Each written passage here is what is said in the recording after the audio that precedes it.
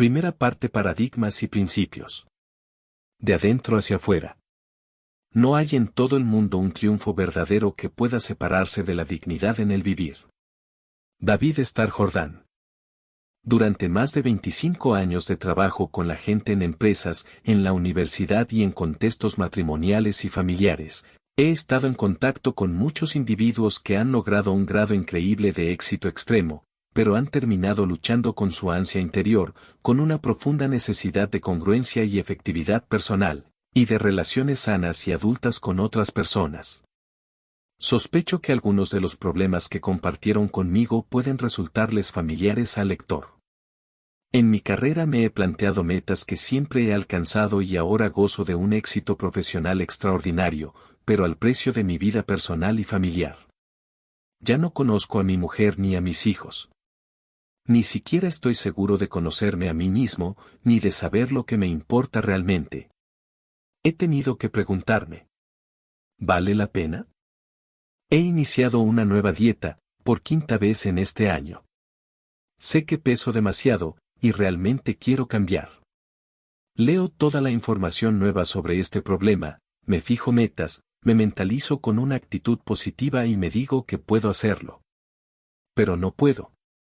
Al cabo de unas semanas, me derrumbo. Simplemente parece que no puedo mantener una promesa que me haga a mí mismo. He asistido a un curso tras otro sobre dirección de empresas. Espero mucho de mis empleados y me empeño en ser amistoso con ellos y en tratarlos con corrección. Pero no siento que me sean leales en absoluto.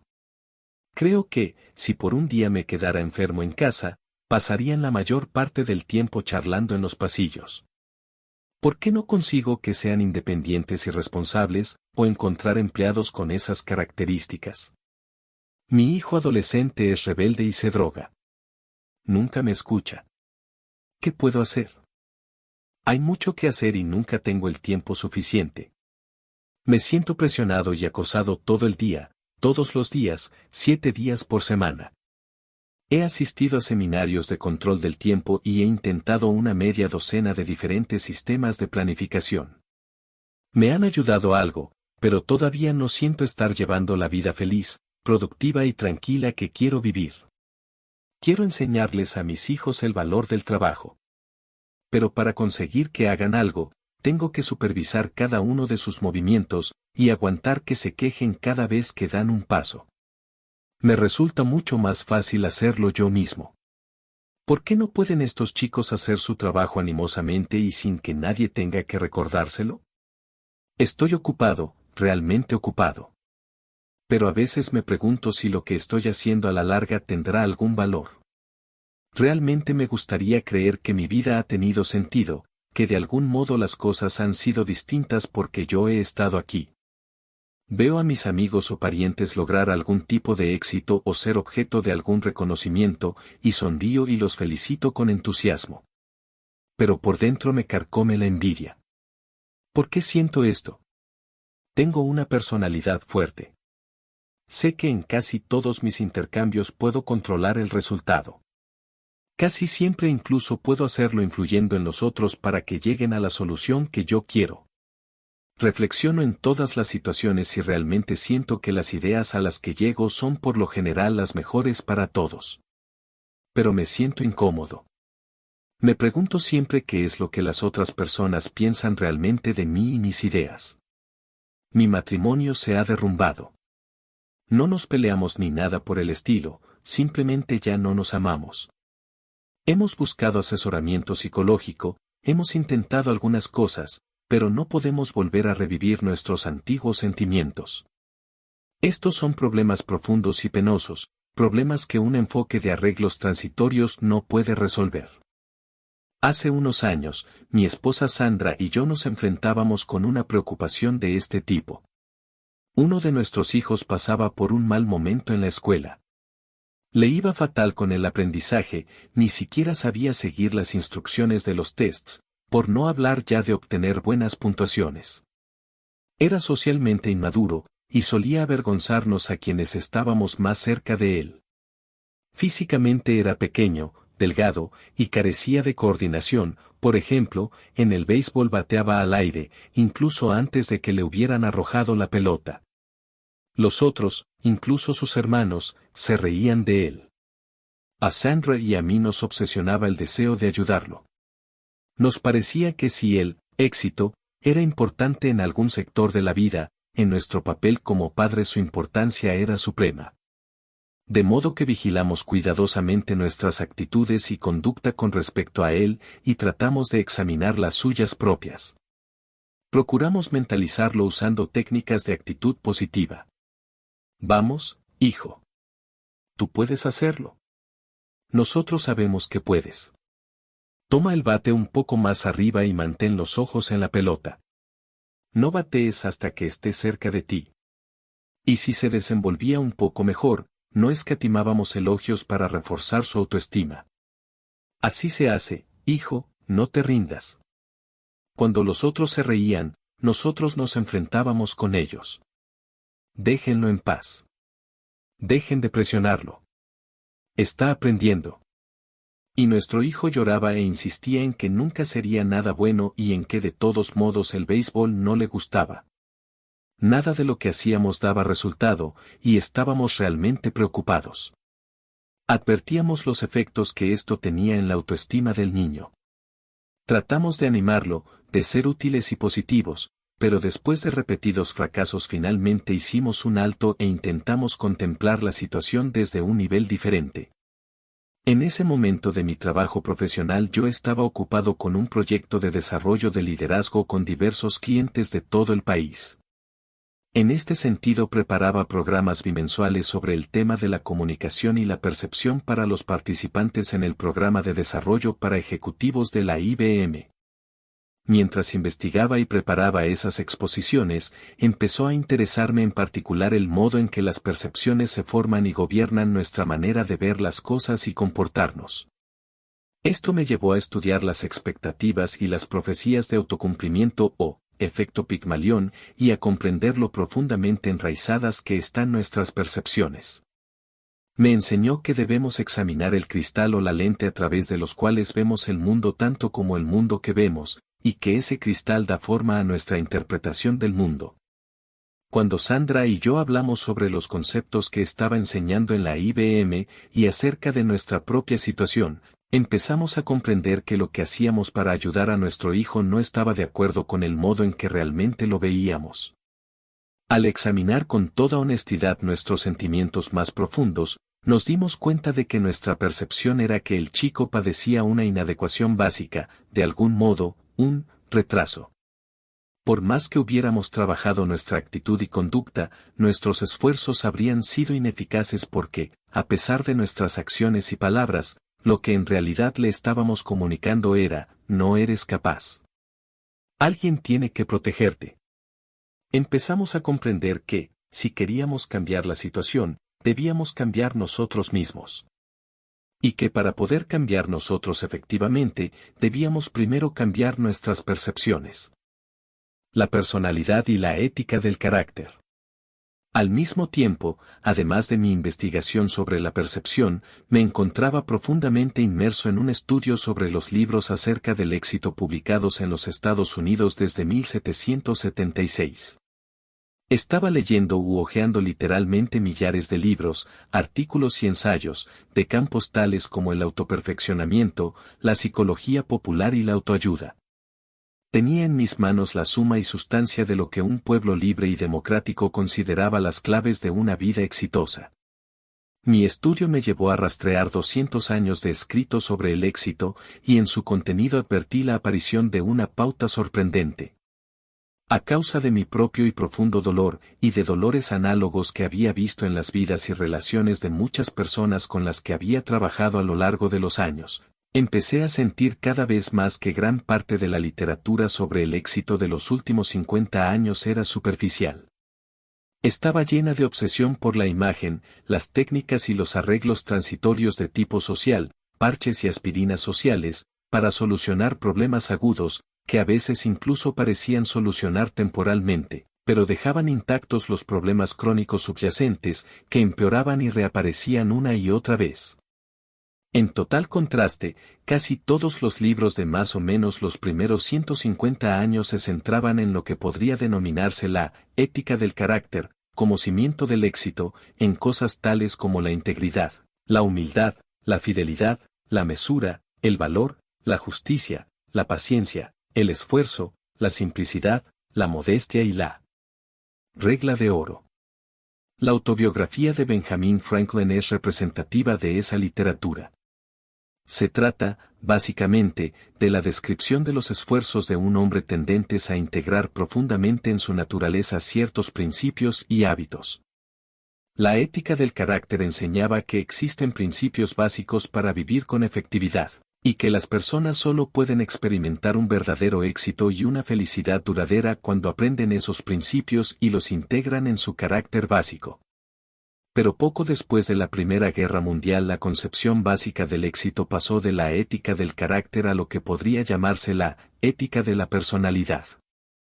El éxito pasó a ser más una función de la personalidad, de la imagen pública, de las actitudes y las conductas, habilidades y técnicas que hacen funcionar los procesos de la interacción humana. La ética de la personalidad, en lo esencial, tomó dos sendas, una, la de las técnicas de relaciones públicas y humanas, y otra, la actitud mental positiva, AMP. Algo de esta filosofía se expresaba en máximas inspiradoras y a veces válidas, como por ejemplo, tu actitud determina tu altitud, la sonrisa hace más amigos que el entrecejo fruncido, y, la mente humana puede lograr todo lo que concibe y cree. Otras partes del enfoque basado en la personalidad eran claramente manipuladoras, incluso falaces, animaban a usar ciertas técnicas para conseguir gustar a las demás personas, o a fingir interés por los intereses de los otros para obtener de ellos lo que uno quisiera, o a usar el aspecto poderoso, o a intimidar a la gente para desviarla de su camino en la vida. Parte de esa literatura reconocía que el carácter es un elemento del éxito, pero tendía a compartimentalizarlo, y no a atribuirle condiciones fundacionales y catalizadoras. La referencia a la ética del carácter se hacía en lo esencial de una manera superficial, la verdad residía en técnicas transitorias de influencia, estrategias de poder, habilidad para la comunicación y actitudes positivas. Empecé a comprender que esta ética de la personalidad era la fuente subconsciente de las soluciones que Sandra y yo estábamos tratando de utilizar con nuestro hijo. Al pensar más profundamente sobre la diferencia entre las éticas de la personalidad y del carácter, me di cuenta de que Sandra y yo habíamos estado obteniendo beneficios sociales de la buena conducta de nuestros hijos, y, según esto, uno de ellos simplemente no estaba a la altura de nuestras expectativas. Nuestra imagen de nosotros mismos y nuestro rol como padres buenos y cariñosos eran incluso más profundos que nuestra imagen del niño, y tal vez influían en ella. El modo en que veíamos y manejábamos el problema implicaba mucho más que nuestra preocupación por el bienestar de nuestro hijo. Cuando Sandra y yo hablamos, tomamos dolorosamente conciencia de la poderosa influencia que ejercían nuestro carácter, nuestros motivos y nuestra percepción del niño.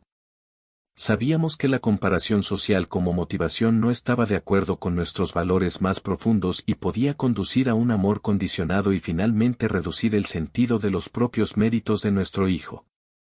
De modo que decidimos centrar nuestros esfuerzos en nosotros mismos, no en nuestras técnicas sino en nuestras motivaciones más profundas y en nuestra percepción del niño. En lugar de tratar de cambiarlo a él, procuramos apartarnos, tomar distancia respecto de él y esforzarnos por percibir su identidad, su individualidad, su condición independiente y su valor personal. Gracias a esta profundización en nuestros pensamientos y al ejercicio de la fe y la plegaria, empezamos a ver a nuestro hijo en los términos de su propia singularidad.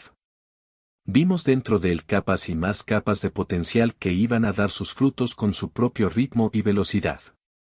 Decidimos relajarnos y apartarnos de su camino, permitir que emergiera su propia personalidad. Vimos que nuestro rol natural consistía en afirmarlo, disfrutarlo y valorarlo. También elaboramos conscientemente nuestros motivos y cultivamos las fuentes interiores de seguridad con el fin de que nuestros sentimientos acerca del propio mérito no dependieran de la conducta aceptable de nuestros hijos. Cuando nos deshicimos de nuestra antigua percepción del niño y desarrollamos motivos basados en valores, empezaron a surgir nuevos sentimientos. Nos encontramos disfrutando de él, en lugar de compararlo o juzgarlo. Dejamos de tratar de hacer con él un duplicado de nuestra propia imagen o de medirlo en comparación con ciertas expectativas sociales. Dejamos de manipularlo amable y positivamente para que se adecuara a un molde social aceptable. Como lo considerábamos fundamentalmente apto y capaz de afrontar con éxito la vida, dejamos de protegerlo cuando sus hermanos y otros pretendían ridiculizarlo. Había sido educado a la sombra de esa protección, de modo que atravesó algunas etapas dolorosas, que él expresó a su manera y que nosotros aceptamos, pero a las que no siempre respondimos. No necesitamos protegerte, era el mensaje tácito. Básicamente, puedes valerte por ti mismo. A medida que pasaban semanas y meses, fue desarrollándose en él una tranquila confianza, se estaba afirmando a sí mismo. Maduraba según su propio ritmo y velocidad. Empezó a sobresalir rápida y bruscamente, en comparación con criterios sociales, académicos, sociales y atléticos, yendo mucho más allá del llamado proceso natural de desarrollo. Con el paso de los años, lo eligieron varias veces líder de grupos estudiantiles, se convirtió en un verdadero atleta y traía a casa las notas más altas. Desarrolló una personalidad atractiva y franca que ahora le permite relacionarse tranquilamente con todo tipo de personas. Sandra y yo creíamos que los logros socialmente impresionantes de nuestro hijo era una expresión accesoria de los sentimientos que experimentaba respecto de sí mismo más que una mera respuesta a las recompensas sociales. Esta fue una experiencia sorprendente para Sandra y para mí, muy instructiva en el trato con nuestros otros hijos, y también en otros roles. Nos hizo tomar conciencia, en un nivel muy personal, de la diferencia vital que existe entre la ética de la personalidad y la ética del carácter. Los salmos expresan a la perfección nuestra convicción: busca tu propio corazón con diligencia, pues de él fluyen las fuentes de la vida. Grandeza, primaria y secundaria. Mi experiencia con mi hijo, mi estudio sobre la percepción y la lectura de los libros acerca del éxito se fusionaron para dar lugar a una de esas experiencias tipo Eureka, en las que de pronto se sitúan correctamente todas las piezas del rompecabezas. Súbitamente advertí el poderoso efecto de la ética de la personalidad, y comprendí con claridad esas discrepancias sutiles, a menudo no identificadas conscientemente, entre lo que yo sabía que era cierto, algunas cosas que me habían enseñado muchos años antes, de niño, y tras profundamente arraigadas en mi propio sentido interior de los valores, y las filosofías de arreglo transitorio que encontraba a mi alrededor día tras día. En un nivel más profundo entendí por qué, mientras trabajaba durante años con personas de todas las condiciones, había descubierto que las cosas que enseñaba y sabía que eran efectivas a menudo diferían de esas voces populares. No pretendo decir que los elementos de la ética de la personalidad, desarrollo de la personalidad, habilidades para la comunicación, estrategias de influencia, pensamiento positivo, no sean beneficiosos y algunas veces de hecho esenciales para el éxito. Sé que lo son. Pero se trata de rasgos secundarios, no primarios.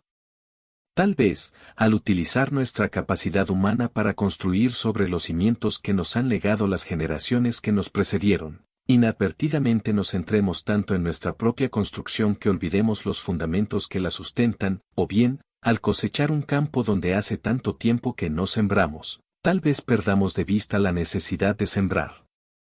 Cuando trato de usar estrategias de influencia y tácticas para conseguir que los otros hagan lo que yo quiero, que trabajen mejor, que se sientan más motivados, que yo les agrade y se gusten entre ellos, nunca podré tener éxito a largo plazo si mi carácter es fundamentalmente imperfecto y está marcado por la duplicidad y la falta de sinceridad. Mi duplicidad alimentará la desconfianza, y todo lo que yo haga, incluso aplicando buenas técnicas de relaciones humanas, se percibirá como manipulador. No importa que la retórica o las intenciones sean buenas, si no hay confianza o hay muy poca, faltarán bases para el éxito permanente. Solamente una bondad básica puede dar vida a la técnica. Centrar la atención en la técnica es como estudiar en el último momento, solo para el examen. Uno a veces acaba arreglándoselas, o incluso puede obtener buenas notas, pero si queremos lograr realmente el dominio de las materias o desarrollar una mente culta, lo que hay que hacer es esforzarse honestamente día tras día. ¿Alguna vez ha considerado el lector lo ridículo que sería tratar de improvisar en una explotación agrícola? Por ejemplo, olvidarse de sembrar en primavera, haraganear todo el verano y darse prisa en otoño para recoger la cosecha. El campo es un sistema natural. Uno hace el esfuerzo y el proceso sigue. Siempre se cosecha lo que se siembra, no hay ningún atajo. En última instancia, el principio es igualmente válido para la conducta y las relaciones humanas. También se trata de sistemas naturales basados en la ley de la cosecha. A corto plazo, en un sistema social artificial como es la escuela, uno puede arreglárselas si aprende a manipular reglas creadas por el hombre, a jugar el juego. En la mayoría de las interacciones humanas breves, se puede utilizar la ética de la personalidad para salir del paso y producir impresiones favorables mediante el encanto y la habilidad, fingiendo interesarse en los hobbies de las otras personas. Hay técnicas rápidas y fáciles que pueden dar resultado en situaciones a corto plazo. Pero los rasgos secundarios en sí mismos no tienen ningún valor permanente en relaciones a largo plazo. Finalmente, si no hay una integridad profunda y una fuerza fundamental del carácter, los desafíos de la vida sacan a la superficie los verdaderos motivos, y el fracaso de las relaciones humanas reemplaza al éxito a corto plazo. Muchas personas con grandeza secundaria, es decir, con reconocimiento social de sus talentos, carecen de grandeza primaria o de bondad en su carácter. Un poco antes o un poco después, esto se advertirá en todas sus relaciones prolongadas, sea con un socio en los negocios, con el cónyuge, con un amigo o con un hijo adolescente que pasa por una crisis de identidad. Es el carácter lo que se comunica con la mayor elocuencia. Como dijo Emerson, me gritas tan fuerte en los oídos que no puedo oír lo que me dices. Desde luego, hay situaciones en las que las personas tienen fuerza de carácter pero les falta habilidad para la comunicación, y ello sin duda afecta también la calidad de las relaciones. Pero los efectos siguen siendo secundarios. En último término, lo que somos puede transmitirse con una elocuencia mucho mayor que cualquier cosa que digamos o hagamos. Todos lo sabemos. Hay personas en las que tenemos una confianza absoluta porque conocemos su carácter. Son elocuentes o no, apliquen o no técnicas de relaciones humanas, confiamos en ellas, y trabajamos productivamente con ellas. Según William George Jordan, en las manos de todo individuo está depositado un maravilloso poder para el bien o el mal, la silenciosa, inconsciente, invisible influencia de su vida. Esta es simplemente la emanación constante de lo que el hombre es en realidad, no de lo que finge ser. El poder de un paradigma. Los 7 hábitos de las personas altamente efectivas materializan muchos de los principios fundamentales de la efectividad humana. Esos hábitos son básicos y primarios. Representan la internalización de principios correctos que cimientan la felicidad y el éxito duraderos. Pero antes de que podamos comprenderlos realmente, tenemos que entender nuestros propios paradigmas y saber cómo realizar un cambio de paradigma. Tanto la ética del carácter como la ética de la personalidad son ejemplos de paradigmas sociales. La palabra paradigma proviene del griego. Fue originalmente un término científico, y en la actualidad se emplea por lo general con el sentido de modelo, teoría, percepción, supuesto o marco de referencia.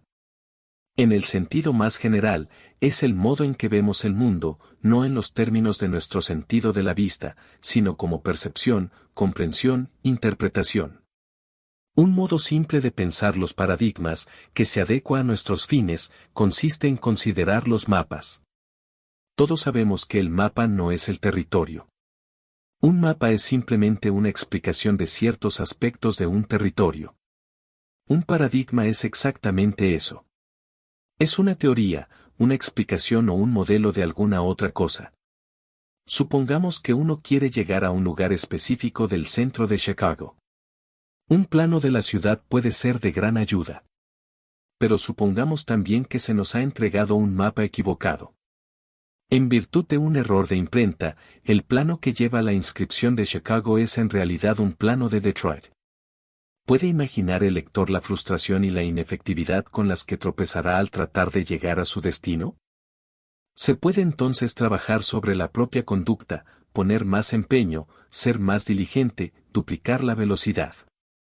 Pero nuestros esfuerzos solo lograrán conducirnos más rápido al lugar erróneo. Uno puede asimismo trabajar sobre su actitud, pensar más positivamente acerca de lo que intenta.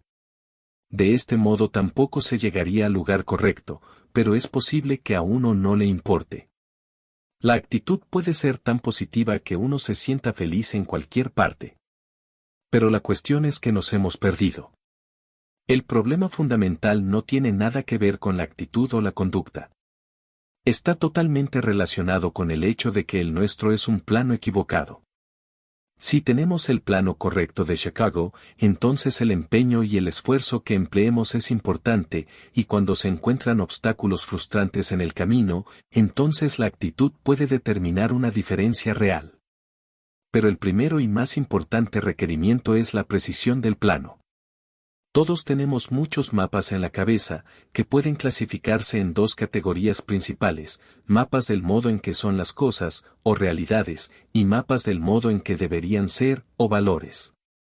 Con esos mapas mentales interpretamos todo lo que experimentamos. Pocas veces cuestionamos su exactitud, por lo general ni siquiera tenemos conciencia de que existen.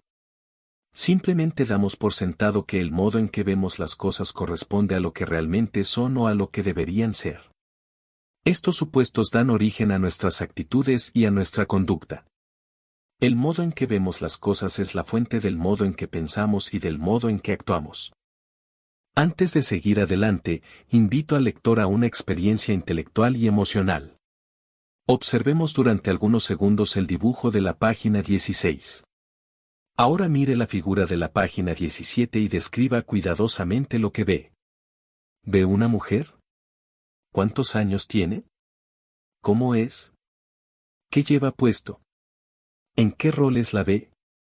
Es probable que describa a la mujer del segundo dibujo como una joven de unos 25 años, muy atractiva, vestida a la moda, con nariz pequeña y aspecto formal. Si usted es un soltero, le gustaría invitarla a salir. Si su negocio es la ropa femenina, tal vez la emplearía como modelo. Pero ¿y si yo le dijera que está equivocado? ¿Qué pensaría si yo insistiera en que se trata de una mujer de 60 o 70 años, triste, con una gran nariz, y que no es en absoluto una modelo? Es el tipo de persona a la que usted probablemente ayudaría a cruzar la calle. ¿Quién tiene razón? Vuelva a mirar el dibujo. ¿Logra ver a la anciana? En caso contrario, persista. ¿No identifica su gran nariz ganchuda? ¿Su chal? Si usted y yo estuviéramos hablando frente a frente podríamos discutir el dibujo. Usted me describiría lo que ve, y yo podría hablarle de lo que veo por mi parte. Podríamos seguir comunicándonos hasta que usted me mostrara claramente lo que ve y yo le mostrara lo que veo. Como ese no es el caso, pase a la página 27 y examine esa otra figura. Vuelva a la anterior. ¿Puede ver ahora a la anciana? Es importante que lo haga antes de continuar leyendo. Descubrí este ejercicio hace muchos años en la Harvard Business School. El instructor lo usaba para demostrar con claridad y elocuencia que dos personas pueden mirar lo mismo, disentir, y sin embargo estar ambas en lo cierto. No se trata de lógica, sino de psicología. El instructor trajo un montón de láminas, en la mitad de las cuales estaba la imagen de la joven de la página 16 y en la otra mitad la de la anciana de la página 27. Entregó láminas de la joven a la mitad de la clase, y láminas de la anciana a la otra mitad. Nos pidió que las miráramos, que nos concentráramos en ellas durante unos 10 segundos y que a continuación las devolviéramos. Entonces proyectó en una pantalla el dibujo de la página 36, que combina las otras dos imágenes, y nos pidió que describiéramos lo que veíamos. Casi todos los que habían observado antes la figura de la joven, también vieron a la joven en la pantalla. Y casi todos los que habían tenido en sus manos la lámina de la anciana, también veían a la anciana en la pantalla. El profesor pidió entonces a uno de nosotros que le explicara lo que veía a un estudiante de la otra mitad. En su diálogo, se irritaron al tropezar con problemas de comunicación. ¿Qué quieres decir con que es una anciana? No puede tener más de 20 o 22 años. Vamos. Debes de estar bromeando. Tiene 70 años, podría tener cerca de 80. ¿Qué te pasa? ¿Estás ciego? Es una mujer joven, y muy guapa, me gustaría salir con ella. Es encantadora. ¿Encantadora? Es una vieja bruja. Los argumentos iban y venían, con los dos interlocutores seguros y firmes en sus posiciones. Todo esto ocurría a pesar de una muy importante ventaja con la que contaban los estudiantes, la mayoría de ellos. Conocían de antemano la posibilidad de que existiera otro punto de vista, algo que muchos de nosotros nunca admitiríamos. Sin embargo, al principio, solo unos pocos tratamos realmente de ver la figura con otro marco de referencia. Después de un rato de discusión fútil, un alumno se acercó a la pantalla y señaló una línea del dibujo. Este es el collar de la joven, dijo. Otro respondió, no, esa es la boca de la anciana. Poco a poco empezaron a examinar con calma puntos específicos de diferencia, y finalmente un alumno, y después otro, hicieron la experiencia de un reconocimiento súbito al centrarse en las imágenes respectivas. Mediante una continuada comunicación, tranquila, respetuosa y específica, todos los que nos encontrábamos allí finalmente llegamos a comprender el otro punto de vista.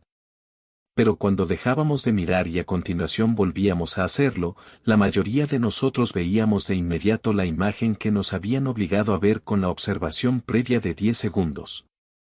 Con frecuencia he utilizado este experimento perceptivo en mi trabajo con personas y organizaciones, porque procura muchas intuiciones profundas sobre la efectividad personal e interpersonal. En primer lugar, demuestra cuán poderoso es el efecto del condicionamiento sobre nuestras percepciones, nuestros paradigmas. Si 10 segundos pueden tener semejante efecto en el modo en que vemos las cosas, ¿qué cabe decir del condicionamiento de toda una vida?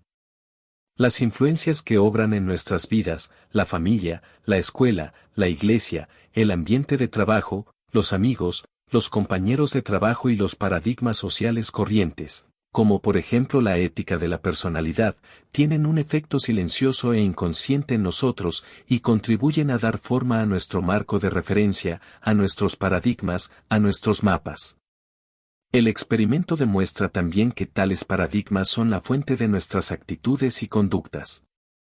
Al margen de ellos no podemos actuar con integridad. Sencillamente no podemos conservarnos íntegros si hablamos y andamos de cierto modo mientras vemos de otro. Si el lector se encuentra entre el 90% que ve a la joven en el dibujo compuesto cuando se lo condiciona para que así lo haga, sin duda le resultará difícil pensar en ayudarla a cruzar la calle. Tanto su actitud como su conducta con respecto a la figura tienen que ser congruentes con el modo en que la ve. Esto plantea uno de los defectos básicos de la ética de la personalidad. Tratar de cambiar nuestras actitudes y conductas es prácticamente inútil a largo plazo si no examinamos los paradigmas básicos de los que surgen esas actitudes y conductas. Este experimento perceptivo también demuestra cuán poderoso es el efecto de nuestros paradigmas sobre la manera en que interactuamos con otras personas. Cuando pensamos que vemos las cosas de manera clara y objetiva, empezamos a comprender que otros las ven de diferente manera desde sus propios puntos de vista, en apariencia igualmente claros y objetivos. Uno se pone de pie en el mismo lugar en el que estaba sentado. Todos tendemos a pensar que vemos las cosas como son, que somos objetivos. Pero no es así. Vemos el mundo, no como es, sino como somos nosotros o como se nos ha condicionado para que lo veamos. Cuando abrimos la boca para describir lo que vemos, en realidad nos describimos a nosotros mismos, a nuestras percepciones, a nuestros paradigmas. Cuando otras personas disienten de nosotros, de inmediato pensamos que algo extraño les ocurre. Pero, como demuestra nuestro experimento, Personas sinceras e inteligentes ven las cosas de modo distinto, pues cada una mira a través del cristal de su experiencia. Esto no significa que no existan hechos. En nuestro experimento, dos individuos inicialmente influidos por distintas imágenes condicionadoras miraban juntos la tercera figura. Miraban los mismos hechos, líneas negras y espacios blancos, y los reconocían como hechos. Pero la interpretación que cada uno de ellos daba a esos hechos representaba experiencias anteriores, y los hechos carecen de significado al margen de su interpretación. Cuanta más conciencia tengamos de nuestros paradigmas, mapas o supuestos básicos, y de la medida en que nos ha influido nuestra experiencia, en mayor grado podremos asumir la responsabilidad de tales paradigmas, examinarlos, someterlos a la prueba de la realidad, escuchar a los otros y estar abiertos a sus percepciones, con lo cual lograremos un cuadro más amplio y una modalidad de visión mucho más objetiva. El poder de un cambio de paradigma. Quizá la conclusión más importante que puede obtenerse del experimento perceptivo pertenece al área del cambio de paradigma, que podría denominarse experiencia eureka. Y se produce cuando alguien finalmente ve de otro modo la imagen compuesta. Cuanto más apegada esté una persona a su percepción inicial, más poderosa será la experiencia eureka. Es como si en nuestro interior de pronto se encendiera una luz. La expresión cambio de paradigma fue introducida por Thomas Kuhn en un libro muy influyente, Una piedra angular, titulado La estructura de las revoluciones científicas. Kuhn demuestra que casi todos los descubrimientos significativos en el campo del esfuerzo científico aparecen primero como rupturas con la tradición, con los viejos modos de pensar, con los antiguos paradigmas. Para Ptolomeo, el gran astrónomo egipcio, la Tierra era el centro del universo. Pero Copérnico creó un cambio de paradigma, suscitando muchas resistencias y persecuciones al situar al Sol en el centro. Súbitamente, todo fue objeto de una interpretación distinta. El modelo newtoniano de la física es un paradigma de movimientos regulares y todavía constituye la base de la ingeniería moderna. Pero es parcial, incompleto.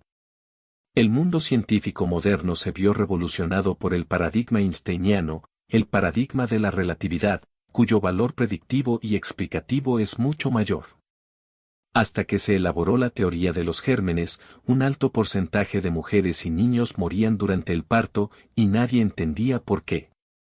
En las escaramuzas de la guerra, eran más los hombres que morían de pequeñas heridas y de enfermedades que de traumas importantes sufridos en el frente. Pero en cuanto se desarrolló la teoría de los gérmenes, un paradigma totalmente nuevo, un modo mejor y perfeccionado de comprender lo que sucedía, hizo posible un perfeccionamiento médico extraordinario, significativo. Los Estados Unidos de hoy en día son el fruto de un cambio de paradigma. El concepto tradicional del gobierno había sido durante siglos el de la monarquía, el del derecho divino de los reyes. Entonces se desarrolló un nuevo paradigma, el gobierno del pueblo, por el pueblo y para el pueblo. Nació una democracia constitucional, capaz de liberar en gran medida la energía y el ingenio humanos, que originó un nivel de vida, de libertad, de influencia y esperanza inigualado en la historia del mundo. No todos los cambios de paradigma siguen una dirección positiva. Como ya hemos señalado, el paso de la ética del carácter a la ética de la personalidad nos ha alejado de las raíces mismas que nutren el verdadero éxito y la verdadera felicidad.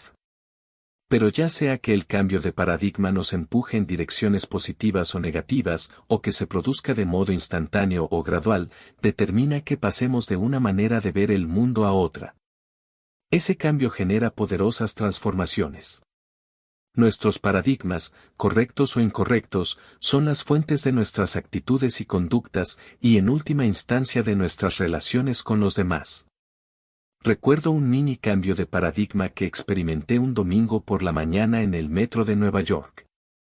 La gente estaba tranquilamente sentada, leyendo el periódico, perdida en sus pensamientos o descansando con los ojos cerrados. La escena era tranquila y pacífica. Entonces, de pronto, entraron en el vagón un hombre y sus hijos.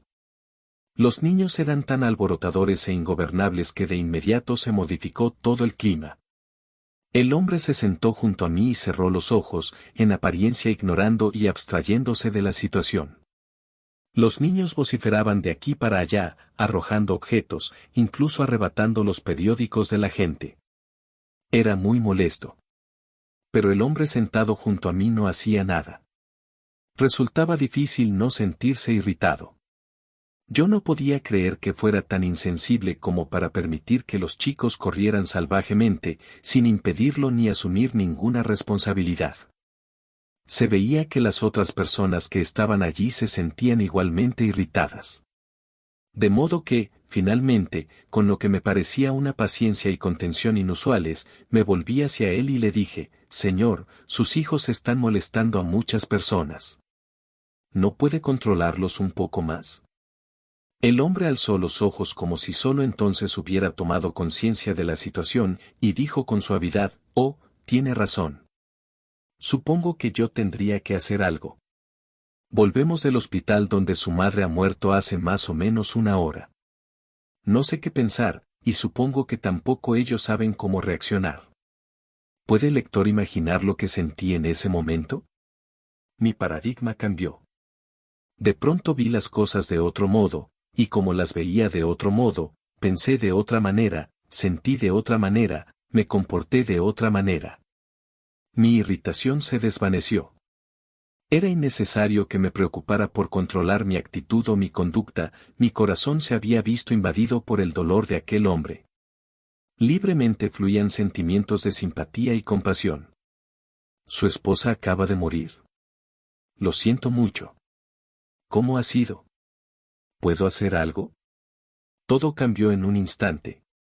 Muchas personas experimentan un cambio de pensamiento análogo y fundamental cuando afrontan una crisis que amenaza su vida y de pronto ven sus prioridades bajo una luz diferente, o cuando asumen un nuevo rol, como el de esposo o esposa, padre o abuelo, directivo o líder.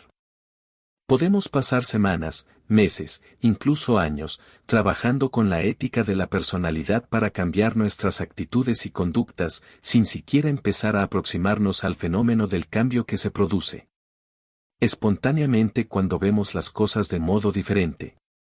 Resulta obvio que si lo que pretendemos es realizar en nuestra vida cambios relativamente menores, puede que baste con que nos concentremos en nuestras actitudes y conductas.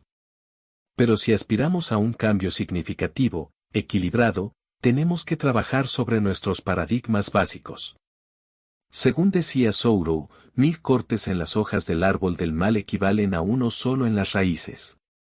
Solo podemos lograr una mejora considerable en nuestras vidas cuando dejamos de cortar las hojas de la actitud y la conducta y trabajamos sobre la raíz, sobre los paradigmas de los que fluyen la actitud y la conducta.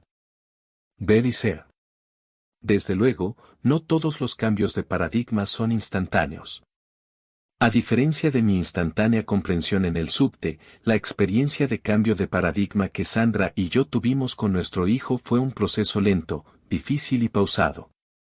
Nuestro primer enfoque era el resultado de años de condicionamiento y experiencia con la ética de la personalidad.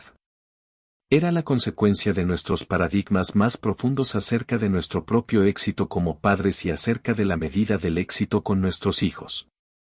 Y hasta que no cambiamos esos paradigmas básicos, mientras no vimos las cosas de otro modo, no pudimos generar una transformación importante en nosotros mismos y en la situación. Para ver de otro modo a nuestro hijo, Sandra y yo tuvimos que ser diferentes. Creamos nuestro nuevo paradigma cuando invertimos en el crecimiento y desarrollo de nuestro propio carácter. Los paradigmas son inseparables del carácter. Ser es ver en la dimensión humana. Y lo que vemos está altamente interrelacionado con lo que somos. No podemos llegar muy lejos en la modificación de nuestro modo de ver sin cambiar simultáneamente nuestro ser, y viceversa. Incluso en mi experiencia con el cambio de paradigma aparentemente instantáneo de aquel domingo en el metro, mi cambio de visión fue el resultado de mi carácter básico. Estoy seguro de que existen personas que, incluso comprendiendo de súbito la verdadera situación, no habrían sentido nada más que un cierto remordimiento o una vaga culpa mientras hubieran seguido sentadas en un silencio embarazoso junto a aquel hombre confundido y apesadumbrado. Por otra parte, estoy igualmente seguro de que hay personas que de entrada habrían sido más sensibles, capaces de reconocer la existencia de un problema más profundo, y de comprender y ayudar con más rapidez que yo. Los paradigmas son poderosos porque crean los cristales o las lentes a través de los cuales vemos el mundo. El poder de un cambio de paradigma es el poder esencial de un cambio considerable, ya se trate de un proceso instantáneo o lento y pausado. El paradigma basado en principios. La ética del carácter se basa en la idea fundamental de que hay principios que gobiernan la efectividad humana, leyes naturales de la dimensión humana que son tan reales, tan constantes y que indiscutiblemente están tan allí como las leyes de la gravitación universal en la dimensión física. Una idea de la realidad de estos principios y de sus efectos puede captarse en otra experiencia de cambio de paradigma tal como la narra Frank Cook en Proceedings, la revista del Instituto Naval. 2 acorazados asignados a la escuadra de entrenamiento habían estado de maniobras en el mar con tempestad durante varios días. Yo servía en el buque insignia y estaba de guardia en el puente cuando caía la noche. La visibilidad era pobre, había niebla, de modo que el capitán permanecía sobre el puente supervisando todas las actividades. Poco después de que oscureciera, el vigía que estaba en el extremo del puente informó, luz a estribor. ¿Rumbo directo o se desvía hacia popa?, gritó el capitán. El vigía respondió directo, capitán, lo que significaba que nuestro propio curso nos estaba conduciendo a una colisión con aquel buque. El capitán llamó al encargado de emitir señales. Envía este mensaje, estamos a punto de chocar, aconsejamos cambiar 20 grados su rumbo. Llegó otra señal de respuesta, aconsejamos que ustedes cambien 20 grados su rumbo. El capitán dijo, contéstele, soy capitán, cambie su rumbo 20 grados. Soy marinero de segunda clase, nos respondieron. Mejor cambie su rumbo 20 grados. El capitán ya estaba hecho una furia. Espetó, conteste, soy un acorazado. Cambie su rumbo 20 grados. La linterna del interlocutor envió su último mensaje, yo soy un faro. Cambiamos nuestro rumbo. El cambio de paradigma experimentado por el capitán, y por nosotros mientras leíamos el relato, ilumina la situación de un modo totalmente distinto. Podemos ver una realidad que aparecía reemplazada por una percepción limitada, una realidad tan importante para nuestra vida cotidiana como lo era para el capitán en la niebla. Los principios son como faros. Son leyes naturales que no se pueden quebrantar.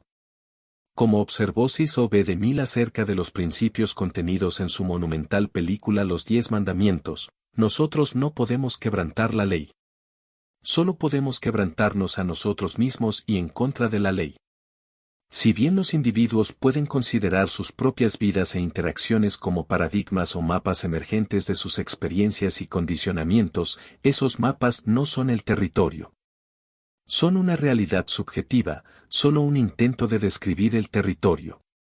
La realidad objetiva, o el territorio en sí, está compuesto por principios, faro que gobiernan el desarrollo y la felicidad humanos, leyes naturales entretejidas en la trama de todas las sociedades civilizadas a lo largo de la historia y que incluyen las raíces de toda familia e institución que haya perdurado y prosperado. El grado de certeza con que nuestros mapas mentales describen el territorio no altera su existencia. La realidad de tales principios o leyes naturales se vuelve obvia para todo el que examine y piense profundamente acerca de los ciclos de la historia social. Esos principios emergen a la superficie una y otra vez, y el grado en que los miembros de una sociedad los reconocen y viven en armonía con ellos determina que avancen hacia la supervivencia y la estabilidad o hacia la desintegración y la destrucción. Ninguno de los principios enseñados en este libro corresponde a una doctrina o religión en particular, incluida la mía. Estos principios son parte de las principales religiones, así como también de las filosofías sociales duraderas y de los sistemas éticos. Son evidentes por sí mismos y pueden ser comprobados fácilmente por cualquier persona. Es como si tales principios formaran parte de la condición, conciencia y moral humanas. Parecen existir en todos los seres humanos, independientemente del condicionamiento social y de la lealtad a ellos, incluso aunque puedan verse sumergidos o adormecidos por tales condiciones y por la deslealtad. Por ejemplo, me estoy refiriendo al principio de la rectitud, a partir del cual se desarrolla todo nuestro concepto de la equidad y la justicia. Los niños pequeños parecen tener un sentido innato de la idea de rectitud, que incluso sobrevive a experiencias condicionadoras opuestas. La rectitud puede definirse y lograrse de maneras muy diferentes, pero la conciencia que se tiene de ella es casi universal. Entre otros ejemplos se cuentan la integridad y la honestidad. Estas crean los cimientos de la confianza, que es esencial para la cooperación y el desarrollo personal e interpersonal a largo plazo. Otro principio es la dignidad humana. El concepto básico de la Declaración de Independencia de los Estados Unidos evidencia este valor o principio. Sostenemos que estas verdades son evidentes, que todos los hombres han sido creados iguales y dotados por el Creador de ciertos derechos inalienables, contándose entre ellos los derechos a la vida, a la libertad y a la búsqueda de la felicidad. Otro principio es el servicio o la idea de contribuir.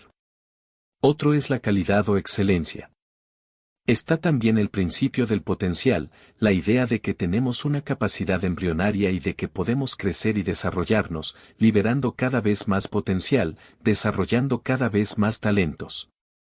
Muy relacionado con el potencial está el principio del crecimiento, el proceso de liberar potencial y desarrollar talentos, con la necesidad correlativa de principios tales como la paciencia, la educación y el estímulo. Los principios no son prácticas. Una práctica es una actividad o acción específica. Una práctica que da resultado en cierta circunstancia no necesariamente lo dará en otra, como pueden atestiguarlo los padres que han intentado educar a un segundo hijo exactamente como al primero. Mientras que las prácticas son específicas de las situaciones, los principios son verdades profundas, fundamentales, de aplicación universal. Se aplican a los individuos, las familias, los matrimonios, a las organizaciones privadas y públicas de todo tipo. Cuando esas verdades se internalizan como hábitos, otorgan el poder de crear una amplia variedad de prácticas para abordar diferentes situaciones. Los principios no son valores. Una pandilla de ladrones puede tener valores, pero violan los principios fundamentales de los que estamos hablando. Los principios son el territorio.